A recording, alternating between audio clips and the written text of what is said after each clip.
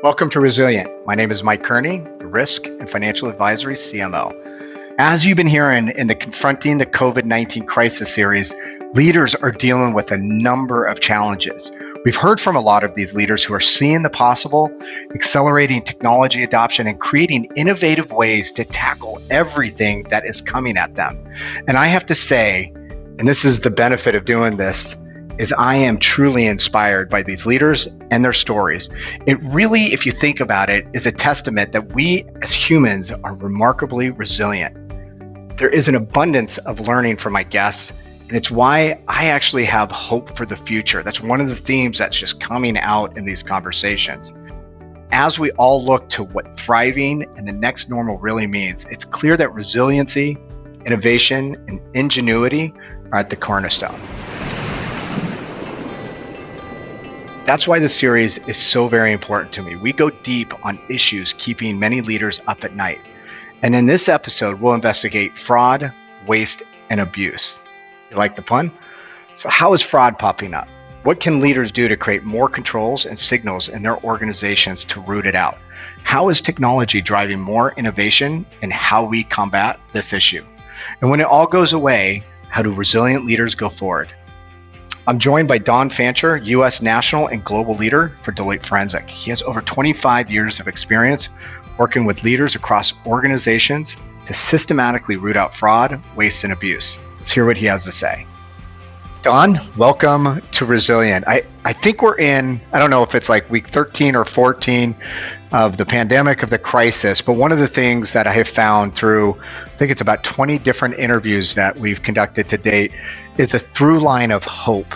Like there's real optimism about the future, even though things have been so difficult. So I've really enjoyed just starting out all of these conversations with the simple question of what gives you hope. So Don, what gives you hope in this time? Well, I think, Mike, when you're in a time like this, you can go one of two ways, and the best way is to certainly look for the positives, and hope is a great way to think about that.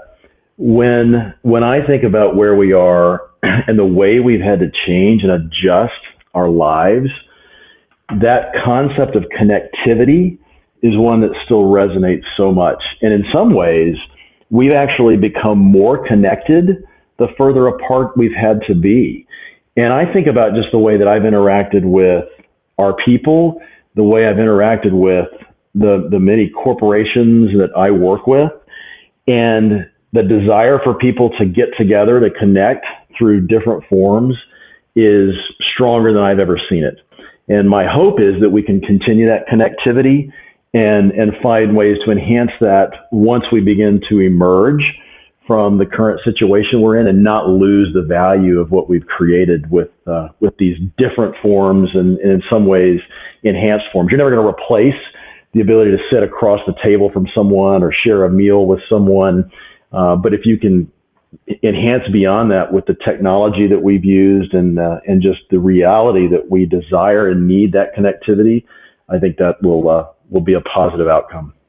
Yeah, I couldn't agree more. I mean, I do desire the day where I could get back in an office and, see somebody and talk to them. But, a lot of our work is done virtual. A lot of everybody's work's done virtual. And when you're on the other line, just of a telephone call, you're not really connecting on a deeper level. And I agree with you, like the fact that I can look at somebody and have a real conversation. And one of the benefits is they're likely not multitasking. That's also a nice thing. You're actually more engaged in the conversation.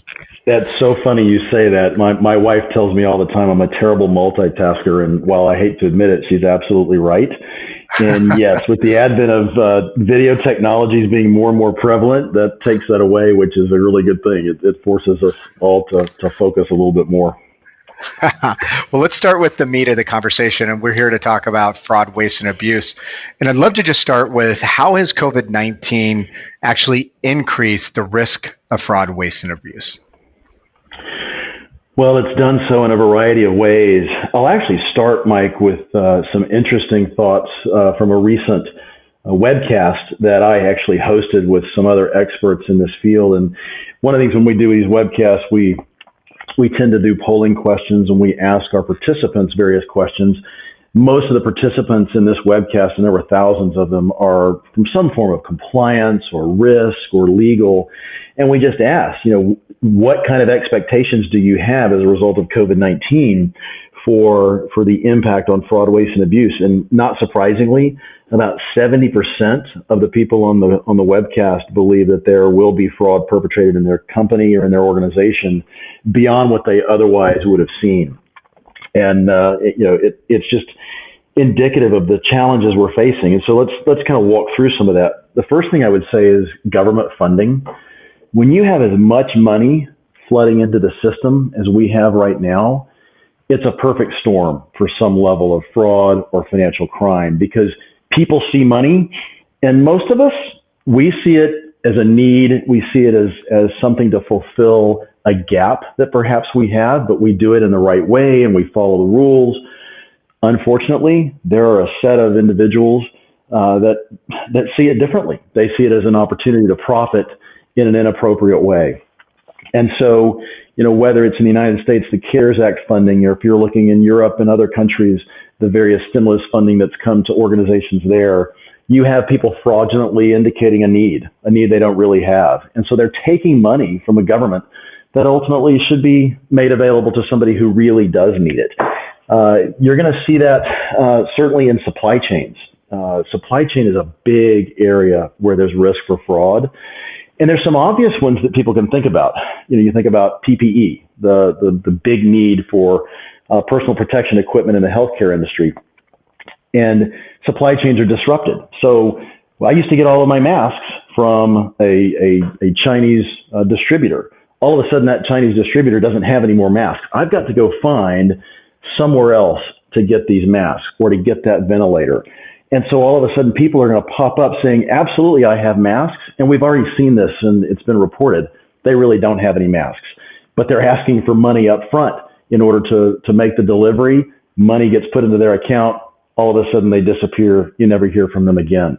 So supply chains are another big area where we can see risk. Those are kind of external forces, if you will, Mike.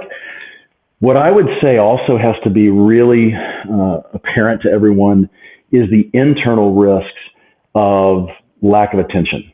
For example, just our control systems are weakened because we do have everybody working remotely. We don't have the ability to stay on top of people's activities as easily as we did when they were inside the office. Those checks and balances that we created through our normal compliance processes, all of a sudden they're so much harder to implement when everybody is remote. You're not seeing someone face to face. And so weaker potential internal controls is a big risk. And so those are all challenges. We can talk as we kind of go through this, ways that obviously that people can deal with these, but it's very apparent that by taking the eye off the ball and everybody focusing on all the other concerns and risks that they have, internal controls and other risk aversion methods can kind of get forgotten about. So it's almost in some respects the perfect storm. The money's there, the opportunity is there, people are working differently. I'd be curious, and you've mentioned this a bit, but is there any deeper insight on kind of human nature in a circumstance like this? I'm sure you guys have done a lot of research. When there is opportunity, the humans will jump into it. But is there anything more to kind of share on that? And maybe even some things that organizations, chief compliance officers, others should be just paying attention to? Well, yeah, misbehavior is certainly exacerbated. And sometimes it's because people see opportunity. But frankly, Mike, as you know, a lot of times it's just because people are now all of a sudden at a greater level of risk than they've been before. So some of it can be internally driven. I'm in fear of losing my job. My job is about making sure I deliver results to my organization. I can't lose my job, and everybody's losing their job right now. For a period of time, I think I'm going to manipulate the financial statements of my division or my group or whatever I need to do, because I need things to look really, really good, because boy, I can't lose this job. And so personal pressures like that really can impact this. I've been doing this for almost 30 years. And I remember sitting across from CFOs, divisional CFOs, and this is not obviously COVID related, but you begin to interview them and you begin to ask them questions about, how they perpetrated the fraud. Sometimes the intent is just they're a bad apple, and they saw an opportunity and they went and took advantage of it. So often there are personal financial pressures or risks to their ability to provide for their family that drive this. And at the end of the day, they always had an intent, they will tell you, to reverse what they did. I only intended to do it for this quarter, but then after the second quarter, things weren't any better, and I had to extend that a little bit further. And then they get into a trap and they can't get out of it. So there's a lot of risks of just behavior being driven by fear, being driven by uncertainty, and goodness knows we have that in spades right now with this environment. I think one of the areas, Don, that is very near and dear to you is trust. Can you talk about how these acts of fraud impact the brand of an organization? Beyond just maybe the superficial, how like if something were to happen, what does that do to the brand? What does it do to trust with all of the different stakeholders that you have? Well, when you think about the environment we're in right now, trust is of utmost importance. And it's important really to consumers, it's important to employees for all of the obvious reasons, but it's also important to your regulators, it's important to your board, your shareholders. So being able to look across the landscape of your organization and assess how you react to situations will impact your brand and trust is really, really important. What I would say the biggest concern really can be in those areas where you as an organization are not able to deliver to whomever your stakeholder is because someone else has perpetrated a fraud against you. It could be that fraud, you're kind of going back to the supply chain situation. You have customers, you have people that are relying upon you to provide certain supplies, certain pieces of equipment, and it doesn't really matter whether you're in the healthcare industry and it's that ventilator, that obviously is of utmost importance right now, but it's also if you're in the energy industry or you're in a manufacturing and you've got cars you have to deliver, you have a computer you have to deliver. If you're not able to provide that to your customers, that's an impact on trust. And while for a period of time, people may understand that because of this environment, those expectations are going to change pretty rapidly because you're a big organization. I trust and rely on you. If you can't get this delivered to me, then I'm going to have to go find somebody else who can.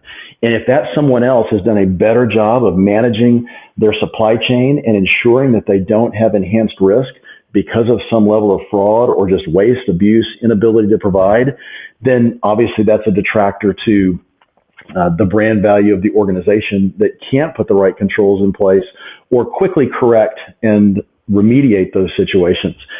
From a financial and a bribery perspective, people want to believe that and have trust in the organizations that they interact with, that they buy from, that they do things above board. And in this day and age, where environmental and social governance issues are so much more important than ever before, we've really seen that heighten. And so the trust and the ability to ensure that you're not only delivering quality products or you're not only delivering quality services, but you're delivering them in a way that is trustworthy and that everybody in your enterprise is doing it the right way is hugely important.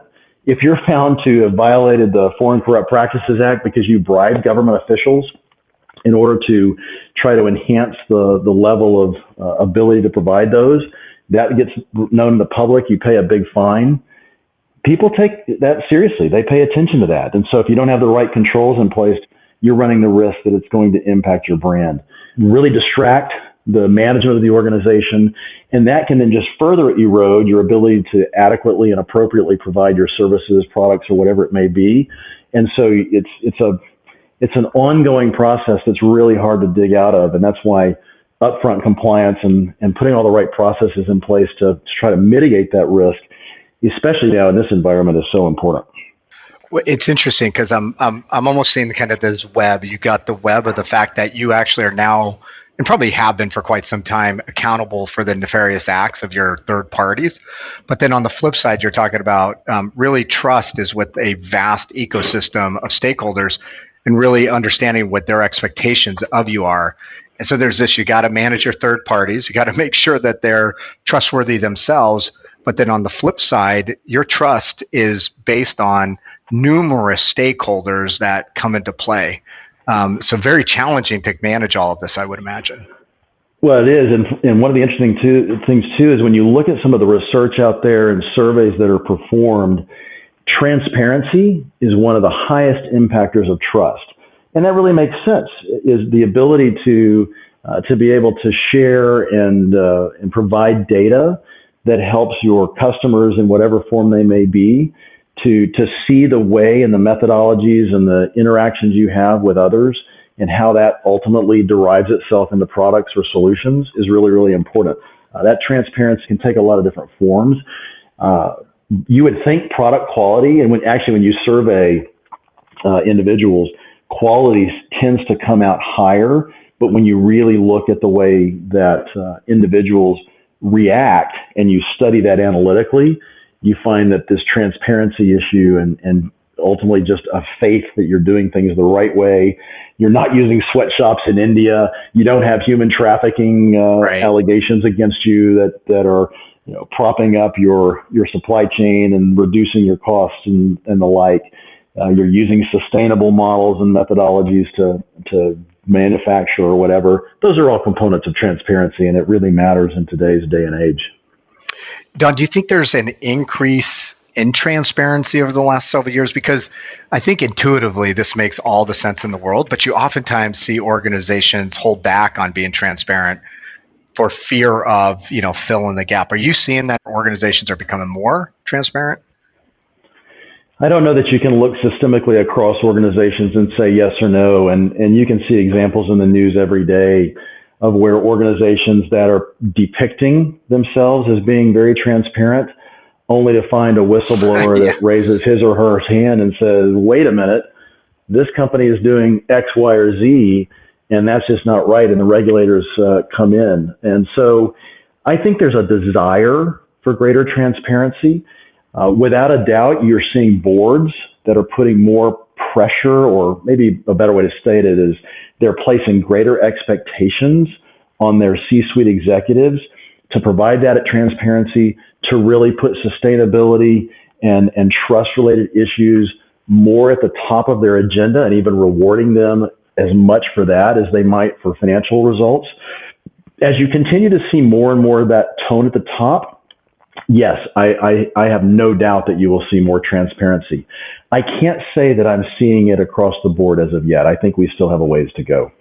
You know what? I think you hit on it. There's a lot of organizations that almost hold themselves out as being kind of open, authentic, and transparent, but then sometimes their actions don't follow. And to me, that's the most important thing, that as soon as somebody kind of takes the hill and says, this is what we're going to do, or this is a challenge that we've had, I always watch to see what do they do after that. And that's, to me, the most important thing, right? Well, you know the old saying that my mother said to me, maybe yours said to you, is trust takes years to establish and moments to break. And that's exactly what you're describing. They can be, and we've seen it time and time again. Well, let's pivot what organizations can do to help prevent fraud, especially during these crisis times. Can you talk about how technology and analytics play into that? Yeah, I absolutely can. And, it's interesting, Mike. We obviously pay a lot of attention to what our regulators say. And so I'll start the answer with some guidance that just came out from the U.S. Department of Justice earlier this month. So the U.S. DOJ has what they call their FCPA corporate enforcement policy. So that is specific to bribery and corruption. But what they recommend from a compliance perspective and what their new guidelines actually expect companies to incorporate is really a good perspective for everybody to take into account across their overall compliance programs. They added a couple of things that they have expectations of. One is adequate compliance resources. So do you have the right people, the right processes in place? Are you putting the right level of financial input to that component of your organization? And a lot of that is technology, and we can certainly talk about how that technology gets used. And then the other thing is data resources and access. And I thought that was so important and so interesting for the DOJ to actually come out, because they're really trying to allow for better, timely, and effective monitoring. And because we have so much data that is now incorporated into our daily lives, into organizations, whether it be social media, third-party data, internal data, which can be structured data like your general ledgers and your accounting information, all this unstructured data through emails and other, just components of video and whatever it might be. You cannot effectively manage and monitor all of that without technology. And we're seeing a really significant increase in the use of advanced analytics to better monitor and track the transactions and the interactions that our clients are dealing with.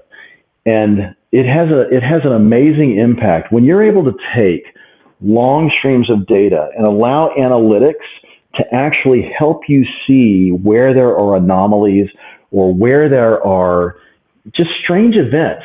And it's not just because you set a rule, and this is what historically has happened around compliance programs.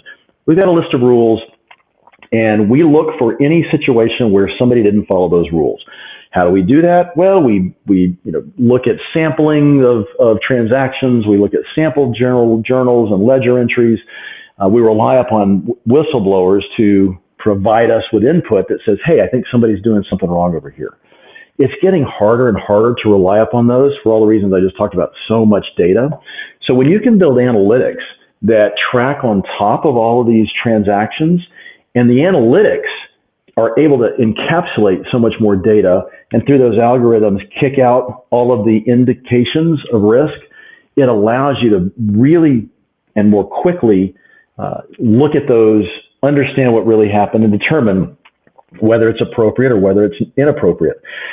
So it's even really applicable for, as we think about COVID-19 and all the funding that I talked about earlier, just understanding how you're using those dollars and are they being used appropriately, how your inventory tracking is changing or adjusting relative to historical activity, because so much is happening so much more quickly and differently. Being able to put technology in place that can run through all those transactions and pop out the risky ones for you at a much quicker pace makes it much easier and better to really understand how those risks come into play. So it's really important to be able to put those analytics in place and run them across the vast amounts of data that organizations are seeing. Hey, Don, I'm curious, when you're using some of these advanced analytics, can you also find things that you didn't necessarily set a rule for, but you're able to identify, through the analytics that have been developed, meaning finding the thing you weren't necessarily looking for, or maybe you didn't create a rule for, but it's able to identify, something that you didn't know was even there? Yeah. Is that possible? Well, it's absolutely possible. In fact, so when I talk about advanced analytics, and maybe I wasn't very clear, so I can kind of go through that again, Mike. So, Yep. The historical process was setting a rule. And Yep. even if you used a certain algorithm that can check against the rules, it's only going to say yes or no based upon those rules. And Yep. whether it's fraud or just, you mentioned this at the very beginning, fraud, waste, and abuse. People don't often think of those as connected, but they really are. Not every inappropriate transaction or spend or whatever it might be is somebody trying to defraud the company or individual. Sometimes it's just, we did a bad job of tracking our inventory and what we needed, and we bought too much. Well, that's waste. That's wasteful spending. And if that inventory becomes obsolete before we can use it, then we just wasted our company money, we impacted the financial results and our shareholders, et cetera, et cetera. So waste, and some of it's abuse that might not be outright fraud, but it's wrong and it's bad actors still perpetrating it. But so that's why we talk about fraud, waste, and abuse. In order to more accurately understand where you have those potential risks, there's a couple of different types of analytic capabilities that really impact that. And it's often you use them all three. We'll set the rules based upon what we've historically seen and what we would expect. But because things are changing so rapidly, and boy, really right now in this environment with everybody working remotely and having to do things differently from a financial monitoring perspective, you can use supervised learning and unsupervised learning. So I can describe this. Supervised learning is actually taking all of the data that you have, telling the algorithm where you expect there to be risk. You're not setting rules, you're just giving guidelines based upon historical data, but the algorithms are able to run through that in a way that they can minimize the number of false positives.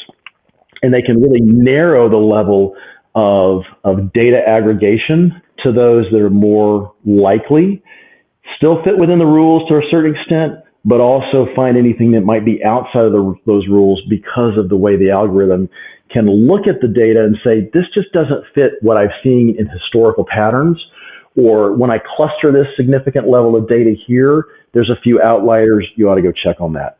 What's even more valuable sometimes is unsupervised learning, where you're not telling the model anything about the data, but you're giving it long streams of data, and it can actually run through all that data, and over time it sees again the patterns, and then anything that doesn't fit that pattern is a potential area of risk. Then individuals with expertise can go review that anomaly, and then can go back in and that's the feedback loop that trains the algorithm to say, you know what, that was an appropriate transaction. Go ahead and build that into your algorithm so you don't continue to find that in the future. Or, yes, that was an inappropriate transaction. We didn't have a rule for it. Let's build that into the algorithm to find more of those. And so those are the advanced analytic techniques. And you can run that on structured data, which is, as I said before, it's your accounting information, it's logic-based information. You run it against your unstructured data like emails and video, and then when you put all that together, you get that enterprise-wide view of where your risks really exist, and it's just impossible to do without using advanced analytic techniques.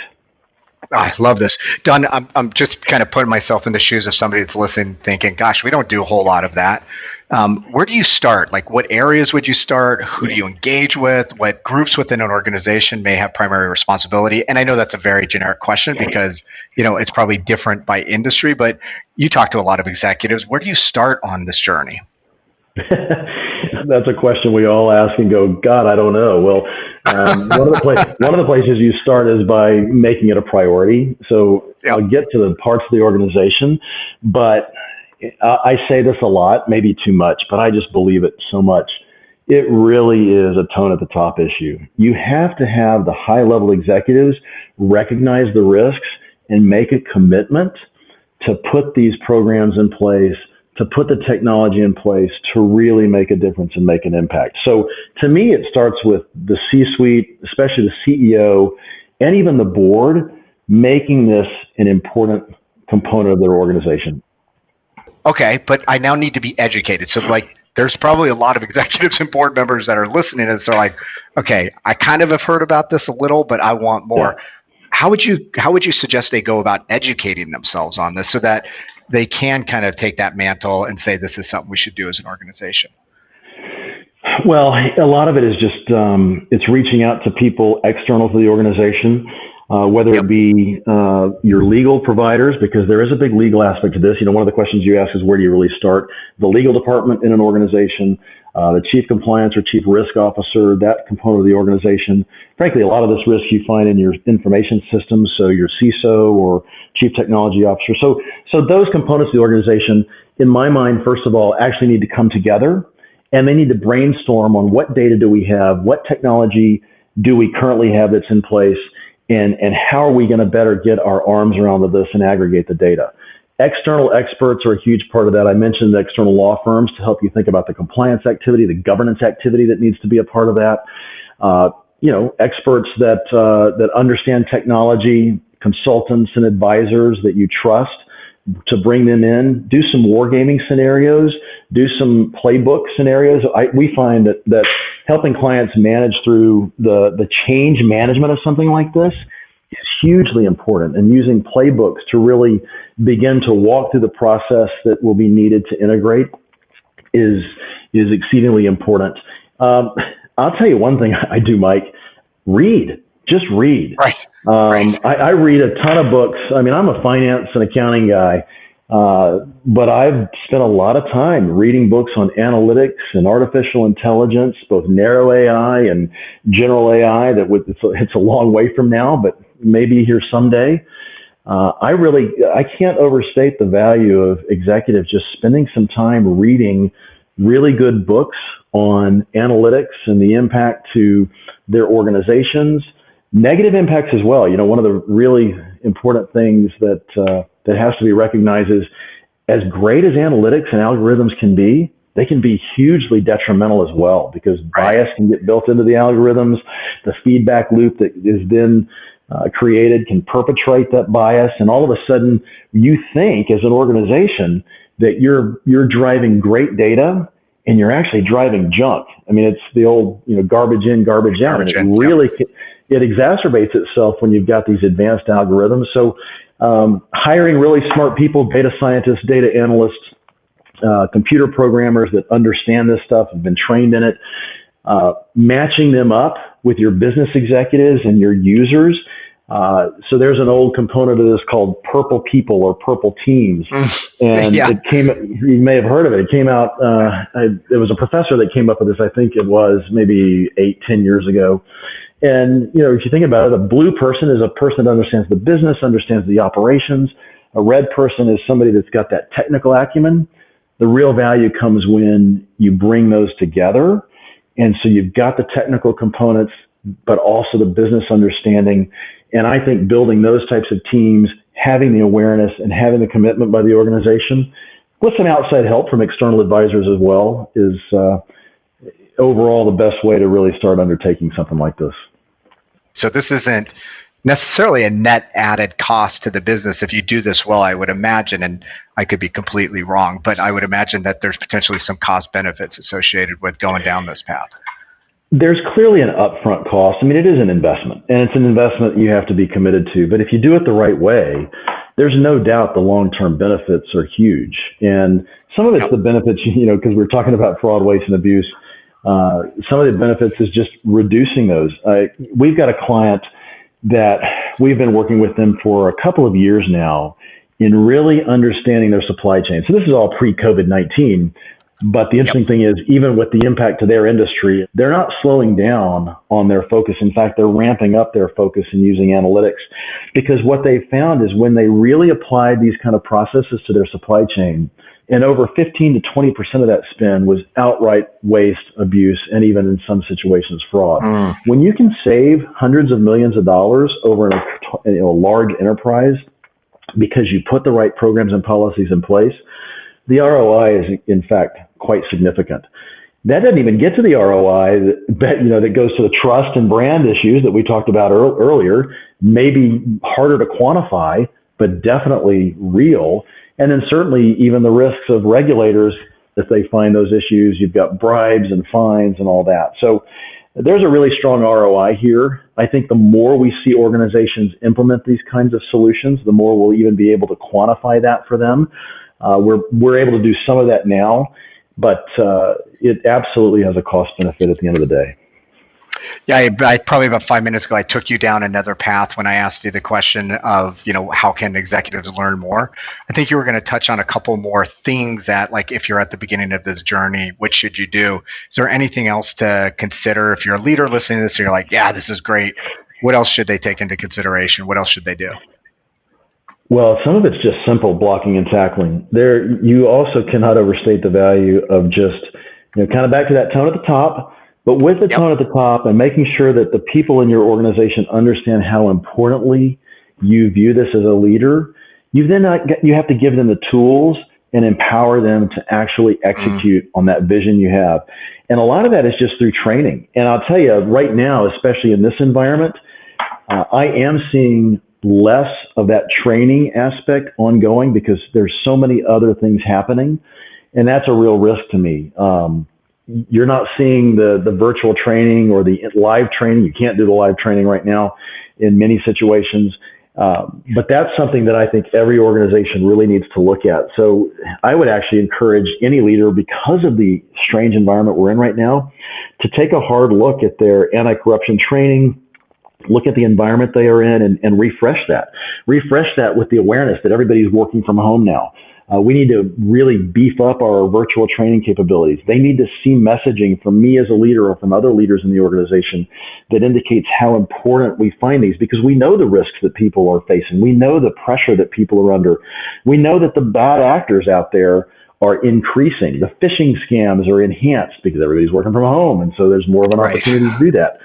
So there's a lot of just basic blocking and tackling, Mike, that I think can't be forgotten.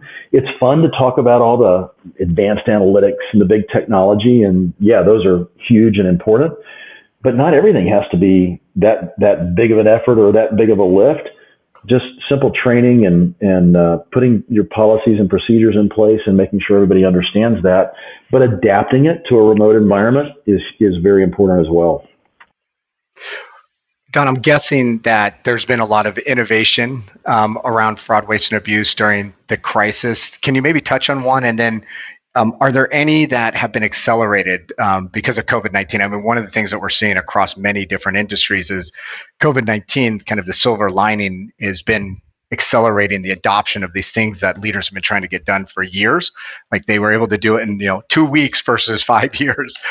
What innovations are you seeing? There's a couple of things. One of the things that we're seeing is the ability to either perform investigations or gather data in a way that's much more efficient than we've ever done it before. So let's say you've got a situation, you've got good monitoring and controls, and through that you've identified a situation where there is some form of fraud or inappropriate activity. The historical way of doing things is bring a team in, they show up at the person's office, they grab their computer, they insert all their wires into your hard drives, or if you've got a cloud, maybe they insert it into your cloud environment, but a lot of times that's behind your firewall. But you'd have legions of people showing up to do all of this. Well, we can't do that right now. So one of the things that we've been very involved in and we've seen a lot of success is just rethinking the way that we image people's devices. Rethinking the way that we connect into data and information that's behind a firewall in order to get both that structured and unstructured data that I talked about. And I think, well, I know we're gonna see that continue even after we get out of the pandemic situation. We're back into the thrive mentality and people are able to go into the offices. Why would you do that if you don't have to? It's more expensive, it's Right. more intrusive. And so the ability to perform those in a much more efficient manner, that's going to be here to stay. And some things we've been talking about, but there wasn't an abject need or requirement to do it that way. And when you don't have that abject need, it's harder for people to adjust and shift. Now they've been forced to do it. And so we've certainly seen that. Another big area too is in contracts. And so when I talk about supply chain, what is the lifeblood of any supply chain? It's your contracts. And understanding what information you have in those contracts is hugely important when you have a disruption like we have now. And so being able to use natural language processing and data extraction capabilities across a wide array of contracts, we've had the capability to do that for several years. But now we're implementing that in a way that frankly, I haven't seen before. And being able to take the data, rapidly ingest that into systems that can parse out so force majeure, for example. I need to understand where I have force majeure. I know I've got it in almost all my contracts, but what does it really say? What are the requirements of force majeure? What are my requirements? What are the third party's requirements? I've got thousands of contracts. It's going to take days and days for my attorneys to troll through those and figure all of it out. We can do that in hours. We looked at over 10,000 contracts, and within 2 hours had pulled out every single force majeure clause, provided that in a database for the attorneys to review. And instead of having to pour through pages and pages of each contract, and they were able to quickly figure out where are our risks in conjunction with our supply chain activities that are now being so disrupted. So the ability to use technology around contracts and help to understand what information you have and what is really important to quickly react is another area that has absolutely been impacted to the betterment because of COVID-19. Yeah, I absolutely have seen that already. So let me ask you a question. So a lot of companies have contract management systems. Do those systems do what you just articulated, or is there something that is done on top of it, or is it depends on the system? I'm kind of just curious if you're a client out there, a company going, oh, we have a system. Is it kind of turnkey, or how do you get to that intelligence that you're talking about? Yeah, most of the contract management systems right now do not have all of the pieces. They certainly have some of the pieces, but what we still see with contract management systems is they may reside all in a database, but do they have the Do they have the families of contracts adequately aligned with one another so that you can really only look at what matters in that contract, as well as all of the appendices or all of the subsequent contracts that are still related to the prime contract? And that distribution of data is not really very adequate to be able to quickly and appropriately get all the data you need to make those decisions. NLP is still being developed. And so oftentimes you have to take an outside system or an outside technology tool and overlay that with whatever contract management system you have, because many CLM systems right now don't have adequate NLP within them to really be able to understand what the language is, because that's the key around being able to do this. You can't just go do a word search. You need to be able to search on phrases and on indications of issues so that you ensure that you have all of the information appropriate. So really good NLP is very, very important. Those are just two of the things that we've seen that need to be kind of added on top. And I think we'll see more and more as CLM systems get better. We'll definitely see more and more of those capabilities, and we're seeing it already where it's being built in. Taking those third-party tools on top of an existing CLM system right now is still oftentimes a necessity. Got it. All right, Don, I got 3 more questions, but I'm calling this lightning round. And what that means is you get maybe 1 or 2 sentences to answer them, and then we'll close it out. But this has been fantastic, so I appreciate your time. So the first question is, what is 1 or 2 things that organizations should do to manage fraud in the current remote environment? You probably have touched on this, but what are the most important things in your opinion? I think it's tone at the top, making a dedication and not taking your eye off the ball. There are so many different things that an executive has to pay attention to right now. Don't let this be one of those that you don't have as a priority.